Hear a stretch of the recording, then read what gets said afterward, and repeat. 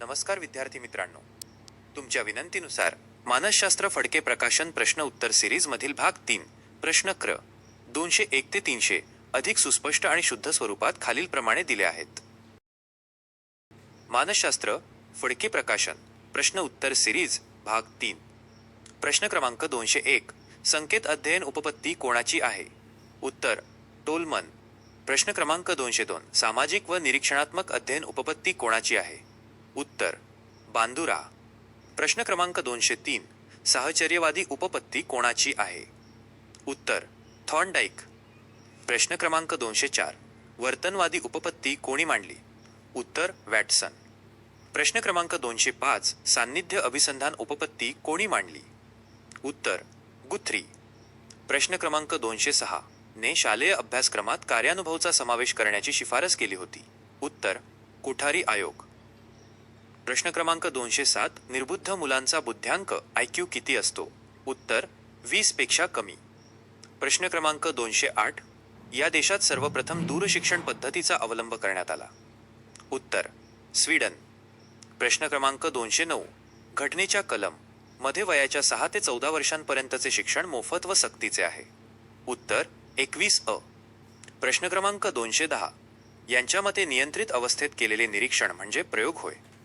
उत्तर चॅपिन. प्रश्न क्रमांक 211 व्यक्तीच्या जीवनातील यशामध्ये भावनिक बुद्धिमत्तेचा वाटा किती टक्के असतो? उत्तर 80%. प्रश्न क्रमांक 212 अनौपचारिक शिक्षणाची सर्वात प्रभावी संस्था? उत्तर कुटुंब. प्रश्न क्रमांक 213 मनोविश्लेषण पद्धती कोणी मांडली? उत्तर सिगमंड फ्राईड. प्रश्न क्रमांक 214 बालकाच्या सामाजिक जीवनाची शाश्वत पाठशाळा म्हणजे? उत्तर कुटुंब. प्रश्न क्रमांक 215 चिंतन प्रक्रियेच्या पायऱ्या क्रमाने कोणत्या आहेत? उत्तर पूर्व पाहणी, वर्गीकरण, प्रतिक्रिया निवड, प्रत्यक्ष कृती. प्रश्न क्रमांक 216 सुप्त अध्ययनाची कल्पना कोणी मांडली? उत्तर टोलमन. प्रश्न क्रमांक 217 मराठी भाषेतील सर्जनशीलता मापन कसोटी कोणी बनविली? उत्तर म.बा. कुंडले. प्रश्न क्रमांक 218 अध्यापन ही मार्गी आंतरक्रिया आहे? उत्तर द्विमार्गी. प्रश्न क्रमांक 219 मुले मुली परस्परांकडे आकर्षिले जातात हे कोणत्या अवस्थेचे वैशिष्ट्य आहे? उत्तर कुमारावस्था. प्रश्न क्रमांक 220 आत्मनिरीक्षण पद्धती म्हणजे काय? उत्तर व्यक्तीने अंतर्मुख होऊन स्वतःच्या अनुभवांचे निरीक्षण करण्याच्या पद्धतीस आत्मनिरीक्षण पद्धती म्हणतात. प्रश्न क्रमांक 221 गर्भावस्थेचा काळ इतका असतो? उत्तर 2 ते 10 आठवडे. टीप गर्भधारणेचा संपूर्ण काळ साधारण 280 दिवसांचा असतो. प्रश्न क्रमांक 222 समूह घटक सिद्धांताची मांडणी कोणी केली? उत्तर थॉम्सन. प्रश्न क्रमांक 223 चिंतन प्रक्रियेच्या पायऱ्या क्रमाने कोणत्या सांगा? उत्तर पूर्व पाहणी, वर्गीकरण, प्रतिक्रिया निवड, प्रत्यक्ष कृती. प्रश्न क्रमांक 224 हे शिक्षकाला लाभलेले वरदानही आहे व आव्हानही आहे? उत्तर व्यक्तिभेद. प्रश्न क्रमांक 225 विद्यार्थी संचलित चर्चेचे नेतृत्व करतात? उत्तर विद्यार्थी. प्रश्न क्रमांक 226 भारतामध्ये स्त्री शिक्षणाची मुहूर्तमेढ महात्मा फुले यांनी मध्ये रोवली? उत्तर 1848. प्रश्न क्रमांक 227 डाल्टन पद्धतीची मांडणी कोणी केली? उत्तर हेलन पार्कहर्स्ट. प्रश्न क्रमांक 228 भावनिक बुद्धिमत्तेचा चौथा घटक कोणता? उत्तर सहसंवेदना, एम्पॅथी. प्रश्न क्रमांक 229 स्वतःला व इतरांना समजून घेण्याची व्यक्तीची क्षमता म्हणजे? उत्तर भावनिक बुद्धिमत्ता. प्रश्न क्रमांक 230 स्वतःच्या क्षमतांची जाणीव ठेवून उद्दिष्ट ठेवणे, त्यासाठी धडपड करणे आणि वेळोवेळी अपयश आल्यावर सुद्धा परिस्थितीशी जुळवून घेणे म्हणजे? उत्तर समायोजन. प्रश्न क्रमांक 231 भारतात यांचा जन्मदिवस शिक्षक दिन म्हणून साजरा करण्यात येतो? उत्तर डॉक्टर सर्वपल्ली राधाकृष्णन. प्रश्न क्रमांक 232 आपल्या मनातील भावना किंवा दोष इतरांच्या माथी मारणे म्हणजे? उत्तर प्रक्षेपण, प्रोजेक्शन. प्रश्न क्रमांक 233 यांच्या मते विकास ही सातत्यपूर्ण पण संथ गतीने होणारी प्रक्रिया आहे? उत्तर स्किनर. प्रश्न क्रमांक 234 कोणती ग्रंथी भावनांवर नियंत्रण ठेवते? उत्तर वृक्कस्थ ग्रंथी, ॲड्रिनल ग्लँड. प्रश्न क्रमांक 235 पद्धती म्हणजे कृती करून दाखवणे. उत्तर दिग्दर्शन, डेमॉन्स्ट्रेशन. प्रश्न क्रमांक 236. शरीरातील स्त्राव अधिक स्त्रवल्याने अस्वस्थता निर्माण होते. उत्तर थायरॉक्सिन. प्रश्न क्रमांक 237. आईच्या गर्भामध्ये बालकाला पूर्णतः विकसित होण्यासाठी किती दिवस लागतात? उत्तर 270 ते 280 दिवस. प्रश्न क्रमांक 238. कोणत्या मानसशास्त्रज्ञाने श्रेणीबद्ध ज्ञानरचनेला महत्त्व दिले? उत्तर जेरोम ब्रुनर. प्रश्न क्रमांक 239. जीवनात उपयुक्त असणाऱ्या नवीन विचारांना म्हणतात. उत्तर सर्जनशीलता, क्रिएटिव्हिटी. प्रश्न क्रमांक 240. अध्यापनाच्या प्रमुख सूत्राप्रमाणे अनुभवजन्य ज्ञानाकडून कडे प्रवास होतो. उत्तर तर्कशुद्ध ज्ञानाकडे. प्रश्न क्रमांक 241. बालकाच्या अध्ययनावर परिणाम करणारा व्यक्तिगत घटक कोणता? उत्तर परिपक्वता, मॅच्युरेशन. प्रश्न क्रमांक 242. ताणतणाव ही विकासाच्या अवस्थेचे वैशिष्ट्य आहे. उत्तर कुमारावस्था. प्रश्न क्रमांक 243. भ्रूणावस्थेचा काळ इतका असतो. उत्तर 10 आठवडे ते जन्मापर्यंत. प्रश्न क्रमांक 244. प्रयत्नशीलता हा व्यक्तीचा धर्म आहे. उत्तर स्वभाव. प्रश्न क्रमांक 245. स्वयंशोधन पद्धतीचे ह्युरिस्टिक मेथड जनक हे आहेत. उत्तर आर्मस्ट्रॉंग. प्रश्न क्रमांक 246. एसआय मॉडेल कशाशी संबंधित आहे? उत्तर बुद्धिमत्ता, इंटेलिजन्स. प्रश्न क्रमांक 247. विचारांच्या देवाणघेवाणीची संधी पद्धतीत मिळते. उत्तर चर्चा पद्धती. प्रश्न क्रमांक 248. शिक्षण म्हणजे मानवातील पूर्णत्वाचा साक्षात्कार असे कोणी प्रतिपादन केले? उत्तर स्वामी विवेकानंद. प्रश्न क्रमांक 250. भावनिक बुद्धिमत्तेची संकल्पना सर्वप्रथम कोणी मांडली? उत्तर पीटर सॅलोव्ही व जॉन मेयर. प्रश्न क्रमांक 251. पद्धतशीर वर्तन उपपत्ती कोणी मांडली? उत्तर क्लार्क हल.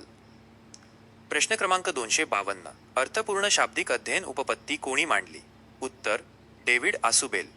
प्रश्न क्रमांक 253. थॉर्नडाईकने अध्ययन विषयक कोणती उपपत्ती मांडली? उत्तर प्रयत्न प्रमाद, ट्रायल अँड एरर.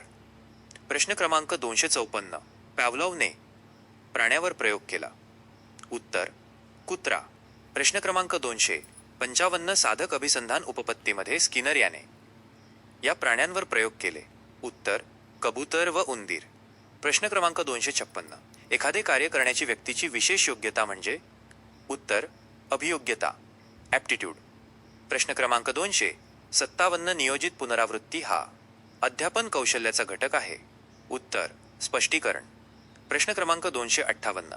मनातील अतृप्त इच्छा, आकांक्षा किंवा दुःख लपवून ठेवणे यास म्हणतात. उत्तर दमन, रिप्रेशन. प्रश्न क्रमांक 259. सर्वांगीण विकासासाठी 3H संकल्पना कोणी मांडली? उत्तर महात्मा गांधी. प्रश्न क्रमांक 260. संपूर्ण शरीर व जननेंद्रिये यांच्या विकासात समतोल राखण्याचे काम कोणती ग्रंथी करते? उत्तर थायमस ग्रंथी. प्रश्न क्रमांक 261. यांच्या मते लोकांना सुशिक्षित करणे हाच त्यांच्या उद्धाराचा एकमेव मार्ग आहे. उत्तर स्वामी विवेकानंद. प्रश्न क्रमांक 262. प्रभावी अध्यापनात चा वापर आवश्यक आहे. उत्तर दृकश्राव्य साधनांचा. प्रश्न क्रमांक 263. या मानसशास्त्रज्ञाने 140 IQ पेक्षा अधिक बुद्ध्यांक असणाऱ्या मुलांना प्रज्ञावान म्हटले आहे. उत्तर टर्मन. प्रश्न क्रमांक 264. अध्ययनाचा मर्मदृष्टी सिद्धांत इन्साइट थिओरी कोणी मांडला? उत्तर कोहलर. प्रश्न क्रमांक 265. माता पित्याकडून बालकाकडे संक्रमित होणाऱ्या लक्षणांच्या समूहाला काय म्हणतात? उत्तर अनुवंशिकता, हेरेडिटी. प्रश्न क्रमांक 266. भाषा कौशल्यातील अंतिम कौशल्य? उत्तर लेखन. प्रश्न क्रमांक 267. परावलंबन व स्वावलंबन यातील संघर्ष हे कोणत्या अवस्थेचे वैशिष्ट्य आहे? उत्तर बाल्यावस्था. प्रश्न क्रमांक 268. अर्भकावस्थेचा काळ किती असतो? उत्तर जन्मानंतर ते 1 महिना. प्रश्न क्रमांक 269. बुद्धिमत्तेचा द्विघटक सिद्धांत कोणी मांडला? उत्तर स्पियरमन. प्रश्न क्रमांक 270. व्यक्तीची शरीरयष्टी आणि व्यक्तिमत्व यात संबंध यांनी प्रस्थापित केला? उत्तर क्रेशमर. प्रश्न क्रमांक 271. अनेक उदाहरणावरून नियम तयार करण्यासाठी अध्यापनाच्या या सूत्राचा वापर करतात? उत्तर विशेषाकडून सामान्याकडे, स्पेसिफिक टू जनरल. प्रश्न क्रमांक 272. यांच्या मते प्रादेशिक भाषा हेच शिक्षणाचे स्वाभाविक माध्यम आहे? उत्तर डॉक्टर राधाकृष्णन. प्रश्न क्रमांक 273. भावनिक बुद्धिमत्तेचे 5 घटकांचे प्रारूप कोणी मांडले? उत्तर डॅनियल गोलमन. प्रश्न क्रमांक 274. व्यक्तीची आवड म्हणजे? उत्तर अभिरुची इंटरेस्ट. प्रश्न क्रमांक 275. व्यक्तीचा स्थिर स्वरूपाचा मानसिक कल म्हणजे? उत्तर अभिवृत्ती ॲटिट्यूड. प्रश्न क्रमांक 276. विद्यार्थ्यांमध्ये संशोधन वृत्तीचा विकास या पद्धतीमुळे होतो?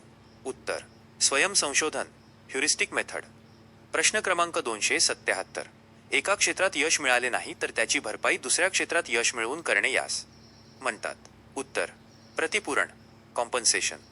प्रश्न क्रमांक 278. कोणत्या ग्रंथीतील स्त्रावाच्या प्रमाणात घट झाल्यास मानसिक दुर्बलता येते? उत्तर कंठस्थ ग्रंथी थायरॉइड ग्लँड. प्रश्न क्रमांक 279. अवस्थेत बालक गुप्त भाषा वापरू लागते? उत्तर कुमारावस्था. प्रश्न क्रमांक 280. क्रमान्वित अध्ययन हा अध्ययनाचा एक प्रकार आहे? उत्तर स्वयं अध्ययन. प्रश्न क्रमांक 281. हे ज्ञानप्राप्तीचे मूलभूत कौशल्य आहे? उत्तर श्रवण. प्रश्न क्रमांक 282. बालकेंद्रित शिक्षणाचा पुरस्कार कोणी केला? उत्तर जॉन ड्यूई. प्रश्न क्रमांक 283. सुप्तात्मा घटक अबोधावस्थेशी संबंधित असतो असे यांचे मत होते? उत्तर सिग्मंड फ्रॉइड. प्रश्न क्रमांक 284. चिंतन ही स्वरूपाची प्रक्रिया आहे? उत्तर बोधात्मक कॉग्निटिव्ह. प्रश्न क्रमांक 285. औदासिन्य डिप्रेशन हा भावनिक आजार सामान्यतः या अवस्थेत दिसून येतो? उत्तर कुमारावस्था. प्रश्न क्रमांक 286. प्रश्न विचारण्याचे वय व टोळी वय म्हणून कोणती अवस्था ओळखली जाते? उत्तर उत्तर बाल्यावस्था. प्रश्न क्रमांक 287. श्रुतलेखन म्हणजे आणि चा समन्वय होय? उत्तर श्रवण आणि लेखन. प्रश्न क्रमांक 288. कोणत्या अवस्थेला पुनर्जन्म म्हणतात? उत्तर कुमारावस्था. प्रश्न क्रमांक 289. बुद्धिमत्तेची संख्यात्मक उपपत्ती कोणी मांडली? उत्तर थॉर्नडाईक. प्रश्न क्रमांक 290. यांच्या मते भावनेच्या आहारी जाणारी व्यक्ती अंतर्मुख प्रकारात मोडते? उत्तर कार्ल युंग. प्रश्न क्रमांक 291. द्वारा व्यक्ती सतत ज्ञान संपादन करत असतो? उत्तर स्वयं अध्ययन. प्रश्न क्रमांक 292. मूलोद्योगी शिक्षण पद्धतीचा पुरस्कार यांनी केला? उत्तर महात्मा गांधी.